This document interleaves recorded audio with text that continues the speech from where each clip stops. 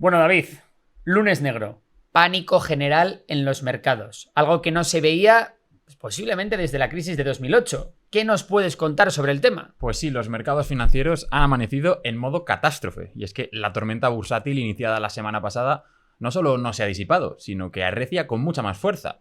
Las bolsas de todo el mundo registran desplomes históricos, en una jornada negra que recuerda a los peores momentos de la pandemia.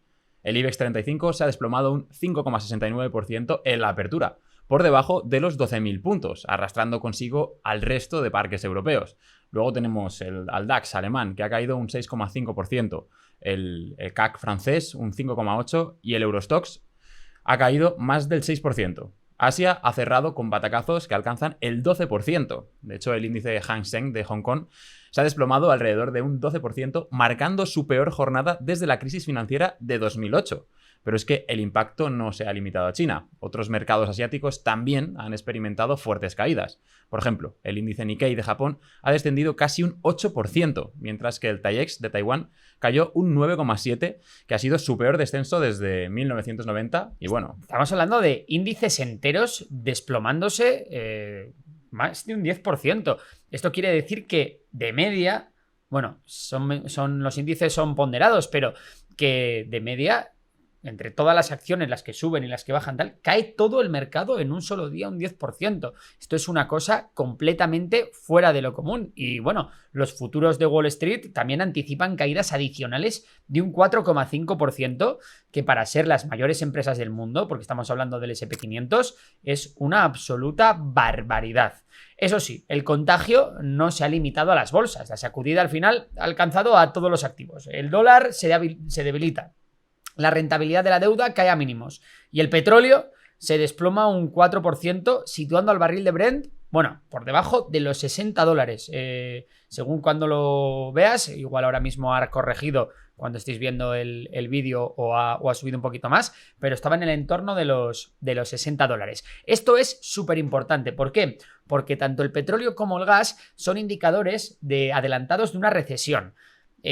Cuando una economía no tiene crecimiento, lo que hace es consumir menos recursos energéticos, por tanto consumir menos petróleo, y cuando el petróleo baja mucho de precio, lo que anticipa es que empieza una crisis económica. Por cierto, esto es súper importante para países productores como Rusia. ¿Por qué? Porque Rusia elabora sus presupuestos anuales tomando como referencia un barril de petróleo por encima de los $70.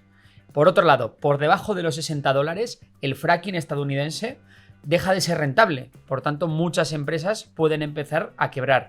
Por tanto, estamos hablando de una caída del petróleo que es absolutamente vital para la economía mundial y aunque sea contraproducente o contraintuitivo, un petróleo demasiado bajo no es bueno para la economía. Más cosas. ¿Por qué estamos en esta crisis bursátil? Bueno, como todos sabéis, el detonante ha sido la guerra comercial, que ya se puede decir que es global, que se está descontrolando, porque los inversores esperaban gestos de distensión por parte de Estados Unidos o China, pero lo que han recibido es todo lo contrario, es más señales de confrontación. Donald Trump se ha reafirmado en su estrategia arancelaria, comparando la situación con un tratamiento amargo, pero necesario. China, por su parte, ha respondido con medidas económicas propias y con aranceles del 34% a los productos estadounidenses. Por tanto, sí que se declara la guerra comercial total. Por otro lado, la Unión Europea y Canadá también preparan su contragolpe. Mientras tanto, la Reserva Federal, ya sabéis, el Banco Central de Estados Unidos, se mantiene en modo esperar y ver, ¿no? Jerome Powell, que es su presidente, ha reconocido la gravedad del momento, pero evita comprometerse con medidas concretas. El mercado, en cambio, ya descuenta hasta 5 recortes de tipos de interés este año, porque lo que pasa con los tipos de interés es que cuando hay una recesión o se cree que va a haber una recesión, se bajan los tipos de interés para que en la economía haya más dinero y la economía se pueda reactivar, pero como también estamos en un escenario de inflación alta, no se pueden bajar demasiado por miedo a que haya un repunte inflacionario muy grande. ¿Qué más os puedo contar sobre esto? Bueno, que el bono estadounidense a 10 años cae al 3,92% y el euro se ha fortalecido frente al dólar, alcanzando casi el 1,10 euros al revés, 1,10 dólares por cada por cada euro de valor, ¿no? La sensación, bueno, pues es un poco de abandono. Los mercados al final están buscando desesperadamente señales de liderazgo político o algún tipo de intervención monetaria por parte de los bancos centrales, pero de momento no están encontrando nada. Decíamos el otro día, el jueves, si no recuerdo mal, que Goldman Sachs ya situaba la probabilidad de recesión en Estados Unidos en un 45%. Y muchos expertos advierten de que si no se rectifican las medidas anunciadas, podríamos estar ante una crisis de liquidez global. Sí, y mientras las bolsas se desploman, Donald Trump ha dicho lo siguiente, sobre la Unión Europea. Le hemos puesto un gran arancel a Europa. Están viniendo a negociar. Quieren hablar, pero no hay conversación posible a menos que nos paguen mucho dinero cada año. Primero por el presente, pero también por el pasado. Vamos, que lo que está diciendo Donald Trump es un poco que no hay un arreglo posible, porque si ya está pidiendo incluso compensaciones por el comercio pasado, que al final las compensaciones que está pidiendo no es que Europa le haya robado a Estados Unidos. Simplemente los estadounidenses han comprado más Europa de lo que los europeos han comprado productos estadounidenses. Ojo, productos, que no servicios. Ya lo decíamos también aquí el jueves. Al final, lo que más vende Estados Unidos a las empresas europeas son servicios. Son las grandes tecnológicas estadounidenses. Son los Google, los Meta, los Amazon. Bueno, Amazon vende también productos, pero también vende muchos servicios. Hay todo el servicio cloud. Bueno, el caso es que, mientras tanto, la Unión Europea se prepara para responder al nuevo envite arancelario de Donald Trump. Los 27 buscan una postura común. Francia y Alemania lideran el frente europeo y ya apuntan hacia las grandes tecnológicas estadounidenses como posible blanco de represalias, ¿no? Por esto que acabamos de comentar. Lo que podría traducirse en un golpe de hasta 110.000 millones de euros para Estados Unidos. Entre las herramientas a disposición de Bruselas para, bueno, intentar compensar la situación, destaca el mecanismo anticoerción que está diseñado específicamente para este tipo de tensiones comerciales, ¿no? Este instrumento lo que permitiría sería responder con medidas que van desde restricciones a productos estadounidenses e incluso restricciones a inversiones estadounidenses. De hecho, en su forma más hostil, podrían desatarse incluso exclusiones del mercado interior y limitaciones en concursos públicos para empresas norteamericanas e incluso quién sabe si la expropiación de patentes o propiedades industriales. Así que ojito, porque Europa se puede poner también muy dura con esto. ¿Cómo lo ves, David? Bueno, pues yo tengo una serie de preguntas. Vale. Porque entiendo que a nivel de inversión esto también puede ser una oportunidad, ¿no? Siempre que hay este tipo de caídas. Mira, en todas estas caídas bursátiles, cuando hay un pánico generalizado en el mercado y está vendiendo todo el mundo cualquier cosa, claro, las bajadas no distinguen entre activos buenos y malos, entre activos que van a ser más o menos afectados. Al final lo que estamos viendo son caídas generalizadas en todos los activos y da igual si la empresa es grande, pequeña, si le afecta mucho los aranceles, si afecta poco, si las cuentas están saneadas de ese negocio. Entonces, al final lo que estamos viendo es que efectivamente muchos activos, muchas empresas de calidad se están poniendo a precios que hace un mes o un año prácticamente ni soñábamos, ¿no? Entonces, donde muchos están viendo un pánico, una manera de vender apresuradamente a cualquier precio, lo que tenemos que ver los inversores de largo plazo, siempre hablando del largo plazo, son oportunidades de compra. Oportunidades de comprar los mejores negocios del mundo a precios mucho más bajos. Y digo de largo plazo porque, claro, a corto y medio plazo, invertir ahora sí que tiene mucho riesgo, porque no sabemos si se va a desatar una recesión, si esta recesión va a durar un año, 2, 3. Entonces, ¿qué pasa? Si estamos ahorrando, por ejemplo, para comprarnos una casa el año que viene, ahora mismo es verdad que, ostras, la inversión en bolsa es muy arriesgada, porque todavía puede seguir bajando y el pánico es general. Pero para aquellos que tengan visión de largo plazo, sí que ahora mismo estamos en una oportunidad histórica, ¿no? Como han sido otras oportunidades en el pasado, como puede ser, pues yo qué sé, el COVID en 2020, la crisis de 2008, la burbuja de las .com en el año 2000, en fin, que todavía ahí tenemos... Vale, pero ¿qué pasa? Porque entendemos que no es lo que va a suceder a priori, pero tampoco somos aquí adivinos de nada, entonces igual puede haber acuerdos y todo esto, toda esta guerra arancelaria, digamos que se puede disipar un poco en el momento en el que Claro, ahora lo que está descontando los mercados con este pánico que hubo el jueves, que hubo el viernes y sobre todo con el que está viendo hoy, es que, bueno, parece que esto va a ser el fin del mundo, que ya se descuenta una gran crisis económica. Yo creo que los mercados cada vez están incorporando menos en los precios la posibilidad de que haya acuerdos, la posibilidad de que se relajen las medidas arancelarias y esto, claro, cuanto más baja la bolsa, llega un momento en el que cualquier noticia medianamente positiva va a provocar un gran rebote. Por tanto, oye, pues cuando todo está mal, cuando todo el mundo tiene mucho miedo, cuando parece que el mundo se va a acabar, igual es el momento de empezar a ir entrando en las mejores empresas del mundo o en los grandes índices. Cuando hablo de grandes índices, hablo del Nasdaq 100, el índice tecnológico de Estados Unidos, hablo del S&P 500, las 500 mayores empresas de Estados Unidos, hablo del Eurostock 50, las 50 empresas con más volumen de Europa. En fin, pues creo que es una manera de, a largo plazo, con muy poco riesgo, comprar a muy buenos precios. ¿Alguna pregunta más así que se te pueda ocurrir? Creo que me ha quedado bastante claro todo. Vale, pues ahí queda esta parte de la inversión. Bueno, simplemente intentar no caer en la irracionalidad. Si tenemos visión de largo plazo, ahora lo que nos pide el cuerpo es vender, quitarnos el muerto de encima, pero al final estamos haciendo justo lo que no hay que hacer, ¿no? Vender en el peor momento y luego comprar cuando las cosas van muy bien. Hay un meme típico de cuando Meta cayó a $90, creo que cayó, sí, a 90, y que era como acciones de Meta a 90 y desierto, ¿no? Como había un desierto. Acciones de Meta a 700 y una cola llena de gente. Pues es como, esto siempre si os ayuda, podéis pensar como si fuera una casa. Si yo tengo una casa fichada y mañana me la ofrecen más barata, voy a tener muchas más probabilidades de comprarla que si mañana me la ponen más cara.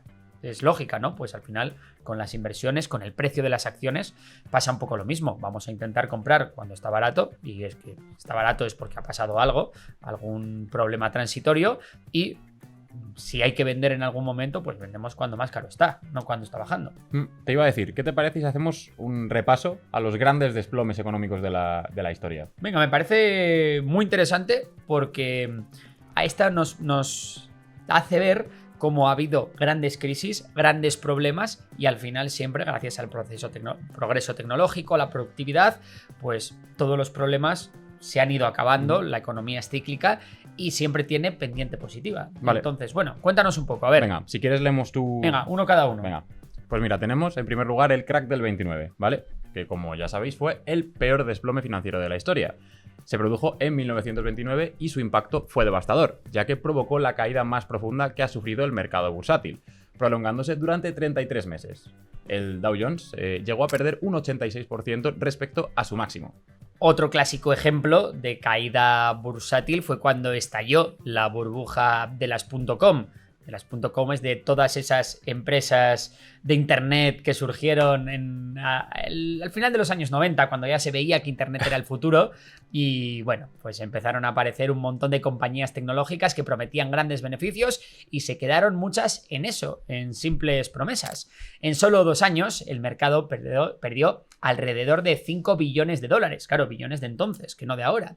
El Nasdaq tocó fondo en octubre cayendo un 78%, nada más y nada menos. El origen de esta crisis estuvo, como decía, en las expectativas exageradamente altas que se establecieron para las nuevas compañías tecnológicas, algo un poco similar a lo que ha ocurrido con muchas empresas a día de hoy, que solo que porque tenían blockchain en el nombre o porque tenían IA en el nombre, pues han visto cómo se disparaban en bolsa y muchas de ellas pues acabaron cayendo o acabarán cayendo.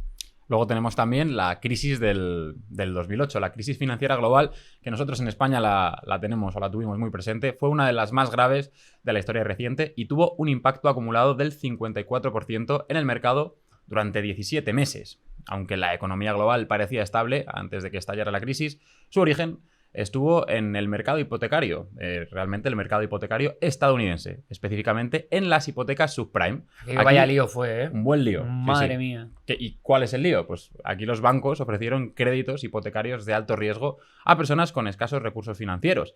Y bueno, pues la posterior desregulación permitió empaquetar estas hipotecas en productos complejos. Cuando los propietarios comenzaron a incumplir los pagos, el sistema colapsó. Sí, básicamente hay una película muy buena de Big Short, La gran apuesta en español, que habla sobre esto, ¿no? Al final de cómo los bancos daban hipotecas sin control a gente que no tenía recursos y cuando esa gente pues dejó de poder pagar, hubo mucha gente que, oye, quería vender sus propiedades, a que esas propiedades habían ya bajado de precio, por tanto, lo que costaban esas propiedades ya no cubría la hipoteca.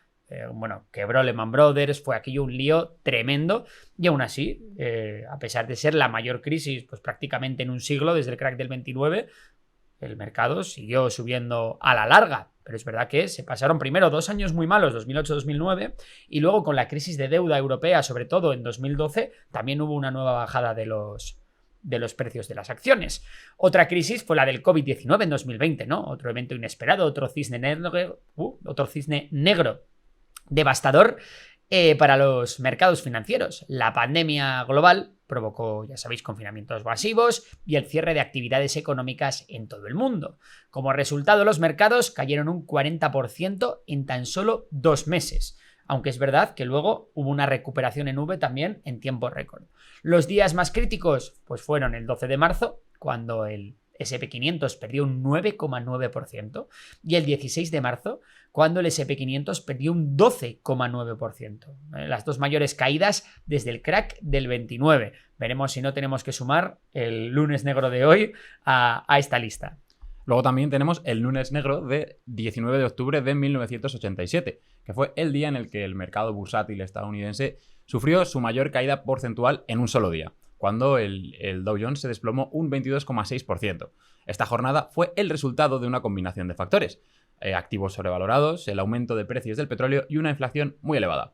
A pesar de esta jornada negra, hay que decir que el Dow Jones logró terminar el año con un ligero incremento del 2,26%. Bueno, es que hablábamos del COVID y el COVID del año 2020 acabó con una rentabilidad récord para el S&P 500 por encima del 40%.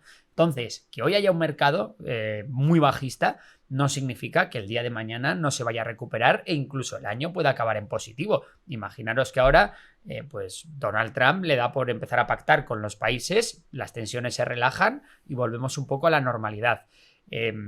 Y si no pasa esto, tarde o temprano, la economía y por tanto los mercados acabarán por recuperarse. Vamos con otra jornada negra que fue, otro hecho negro que fue la guerra de Ucrania en 2022, que tuvo un impacto también muy importante en los mercados financieros.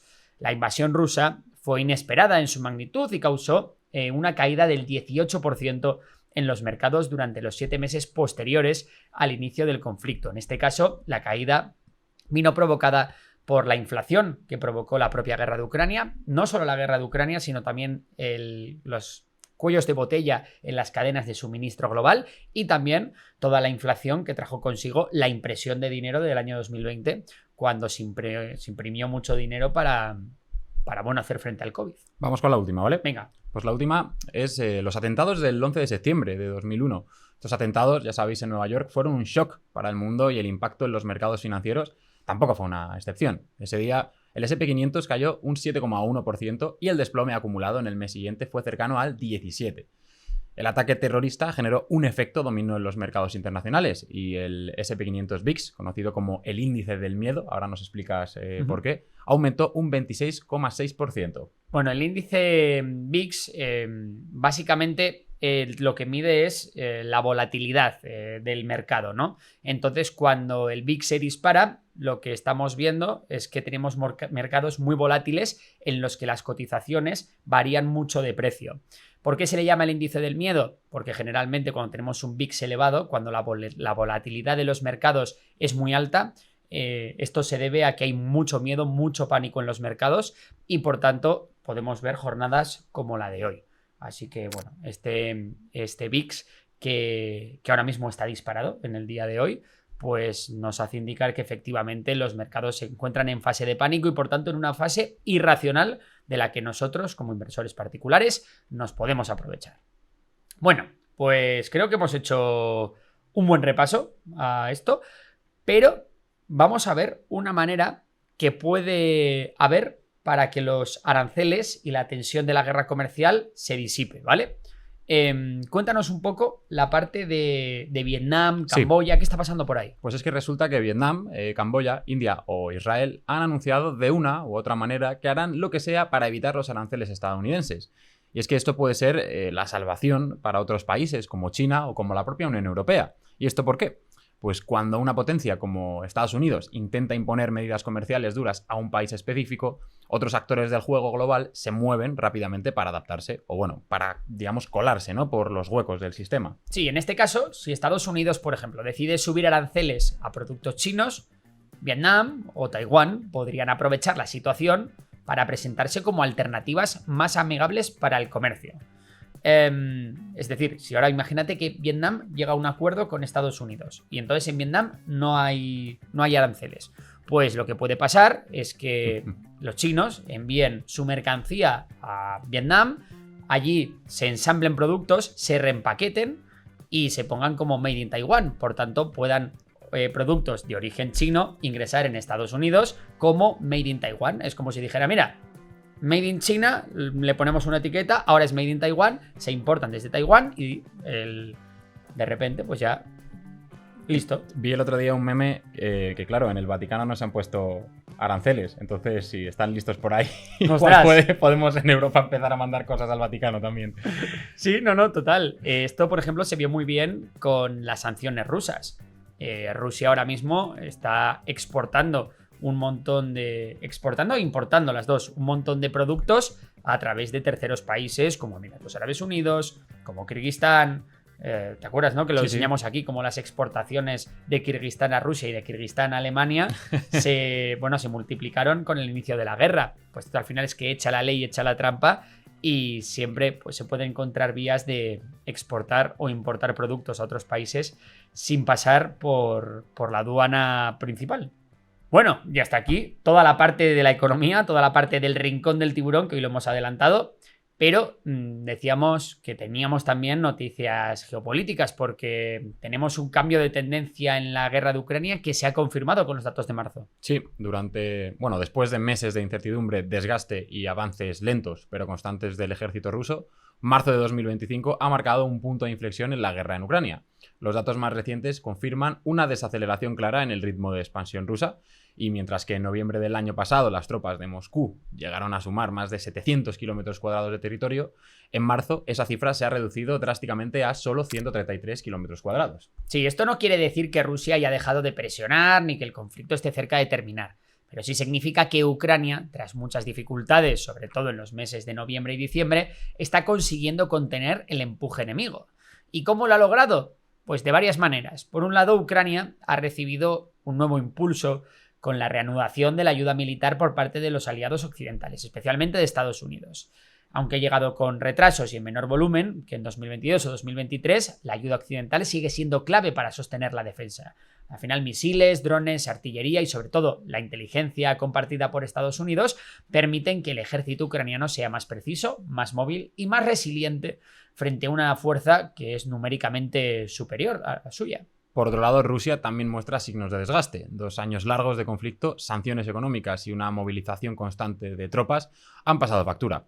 Aunque sigue teniendo una capacidad militar enorme, sus avances ya no son tan fáciles ni tan rápidos como antes. Y bueno, las bajas, el cansancio acumulado y las dificultades logísticas en algunas zonas hacen que su ofensiva pierda fuerza. Y en el terreno al final esto se traduce en algo que los soldados y los civiles ucranianos sienten cada día, ¿no? Que es que las líneas del frente se están estabilizando. Las batallas siguen siendo duras, pero las pérdidas territoriales ya no se suman semana tras semana a la velocidad de antes, ¿no?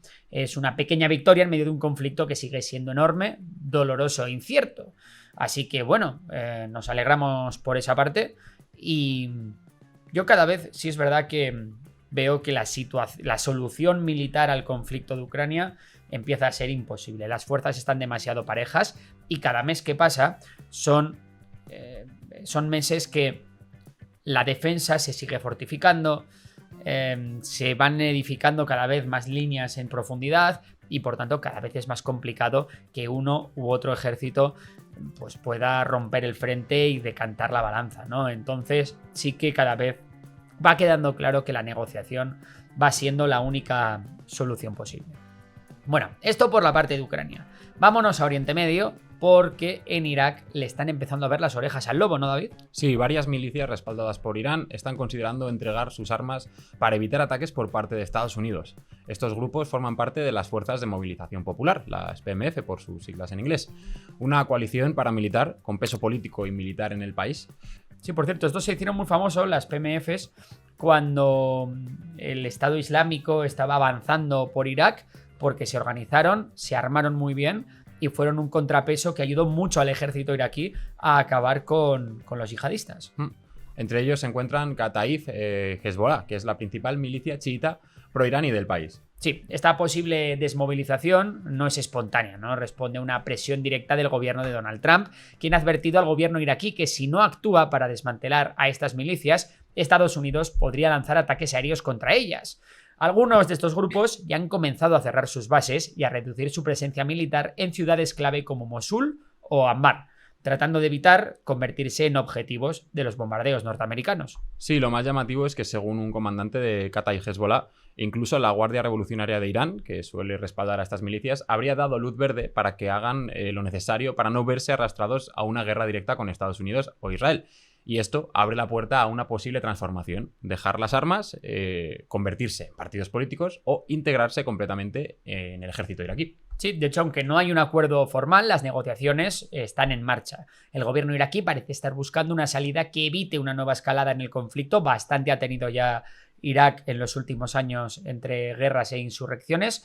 Y bueno, mientras las milicias intentan encontrar un equilibrio entre mantener su influencia política y evitar una confrontación directa con Washington, a quien, por cierto, han atacado varias veces las bases de Estados Unidos en el país.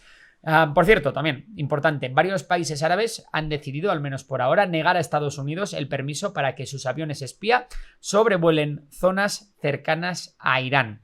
Esta pausa forzada en la vigilancia aérea pues reducirá la capacidad de Estados Unidos para tener información precisa y de primera mano sobre lo que ocurre dentro del territorio iraní, lo que puede afectar a sus decisiones estratégicas y a la decisión, sobre todo, de lanzar una hipotética campaña contra el sistema nuclear o el programa nuclear iraní. Vale, bien, esto por la parte de Oriente Medio. Sí, tenemos una encuesta en la que vamos a hablar de los países más amenazantes y más amenazados también respecto a España, ¿vale? Vale. Es que han pasado 3 años desde que Vladimir Putin inició su invasión en Ucrania y el panorama internacional ha cambiado mucho, ha cambiado de manera radical, especialmente tras la llegada de Donald Trump, ¿no? Entonces, según la encuesta de 40DB para El País y la cadena SER, los ciudadanos españoles perciben un escenario global mucho más incierto y amenazante que nunca. En el sondeo, realizado entre el 28 y el 31 de marzo, Rusia sigue siendo vista como la mayor amenaza para la paz mundial, con un 78% de los encuestados afirmando que Moscú supone un riesgo considerable. Sin embargo, lo llamativo es que Estados Unidos, bajo el liderazgo de Trump, no se queda atrás, con un 71% que también lo percibe como peligroso. O sea, casi el de los encuestados casi perciben igual de peligroso a Estados Unidos que a Rusia para la paz mundial. Sí, y la lista continúa con Israel, que tendría un 69%. Después, Irán, 66%, y Corea del Norte con un 61%. Y luego también está China con un 50%. O sea, me llama la atención que la gente perciba mucho más peligro en el Estados Unidos de Donald Trump que en el gran rival geopolítico europeo, que es China, al que le dan solo un 50%, y que realmente es un régimen no democrático, etcétera. Bueno, entendemos que tiene que ver con toda la retirada del apoyo a Ucrania, ¿no? Totalmente, y bueno, y con la guerra comercial y con las salidas de tono, etcétera. Es verdad que China, en lo que respecta a su política exterior para con Occidente o para con la Unión Europea, siempre ha sido bastante poco hostil para ser el principal rival, ¿no? Sí, por cierto, creo que se iba Sánchez de viaje ahora. Me parece que es el tercer viaje que hacen su... Sí, parece que hay muy buenas relaciones entre el gobierno de España y el gobierno chino. Recordemos que también Xi Jinping estuvo visitando Canarias hace no mucho. Le gusta mucho Canarias a Xi Jinping, ¿eh? A mucha gente le gusta Canarias. Ha hecho 4 viajes oficiales a España y 3 fueron a Canarias. Toma ya. Espectacular. Hay un vídeo en Memorias de Tiburón que habla de por qué China está comprando España y, entre otras cosas, explico por qué esta fijación de China con Canarias. ¿Nos das una pista? Porque yo creo que pues, algo sé. Hay muchos sectores estratégicos chinos que están instalados en Canarias, desde la logística hotelera hasta, por ejemplo, muchos barcos chinos que utilizan Canarias como puerto, como base, como parada en sus rutas comerciales hacia Occidente. Entre otras cosas. Lo podéis ver en Memorias de Tiburón. Perfecto, lo veremos. Vale, la percepción de amenaza hacia Estados Unidos se ha disparado, como decíamos, tras la vuelta de Trump, ¿no? Especialmente por sus declaraciones a favor de Putin, el desprecio hacia el presidente ucraniano Volodymyr Zelensky y la guerra comercial, como decíamos ahora mismo. Además, el 57% de los encuestados considera muy probable que Estados Unidos intente anexionarse otros países, superando incluso al temor de que Rusia invada algún país de la Unión Europea. El estudio también refleja cómo el giro de Washington ha provocado un replanteamiento en España sobre su política de defensa. Un 58% apoya la creación de un ejército europeo y un 55%, en ambos casos, más de la mitad, está a favor de aumentar el gasto militar. Sí, no obstante, medidas más radicales como el envío de tropas a zonas de conflicto o el regreso del servicio militar obligatorio generan más rechazo que aprobación. El pesimismo sobre el futuro también predomina. Más de la mitad de los encuestados considera que el mundo será violento, autoritario y desigual dentro de 5 años. O sea, será más violento, autoritario y desigual que lo que es hoy. Esta visión negativa es transversal a todas las ideologías, aunque los jóvenes parecen ser ligeramente más optimistas. Eso es bueno. Sí, en cuanto a las amenazas más preocupantes están la inflación y las guerras, que son las que encabezan la lista, seguida de los conflictos comerciales y el auge del populismo y el autoritarismo. Ojo, aunque el cambio climático y el terrorismo internacional siguen siendo temas relevantes, generan menor preocupación que los problemas económicos y políticos actuales. Ahí lo tienes. ¿A ti qué es lo que más te preocupa, David? A mí el cambio climático me parece que es algo bastante relevante y que como lo dejemos para el final lo vamos a sufrir y ya lo estamos sufriendo. El problema yo creo que la gente se preocupa menos por el cambio climático porque, claro, no porque es algo menos que inmediato. Claro, no percibes Claro. en el día a día, ¿no? Claro, Como por ejemplo, ahora la gente Pero está sí muy se percibe preocupada en el día a día, ¿no? O sea, al se final percibe- estás preocupado por la inmigración. Toda esa inmigración igual ha venido de sitios donde el cambio climático está empezando a ser... Lo que pasa que es más indirecto, o se percibe como indirecto, pero es más directo de lo que parece. Pero claro, no es como los aranceles que te los ponen Te hoy los y ponen mañana y te suben los ya. precios de las cosas. Ya. Claro. Bueno, pues hasta aquí las noticias de hoy. Seguimos con las secciones para los que estéis en Memorias de Pez. Abajo os dejamos el link al programa completo. Y ahora sí, vamos con... ¿Qué sección toca? Con Antaño Banderas. Antaño Banderas.